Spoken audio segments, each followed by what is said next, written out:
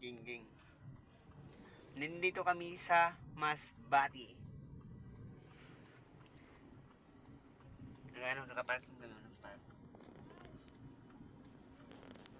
May binili lang doon, may binili. Dito lang kayo makakita ang traffic dito for tricycle. Talagsad lang ang mga Fortuner. Makikita nyo dito lahat puro tricycle. Talagsad kayo makakita din mga Fortuner. Tingnan nyo man lang, oh. Yeah, the lovable Masbate Rap Production, the hidden beauty of Masbate. Pakinggan nyo to. Let's go! Halikayo, pasyalan natin ang probinsya ng Masbate. Pag inyong napuntahan, kayo din mismo ang sasabi na kakaiba kami.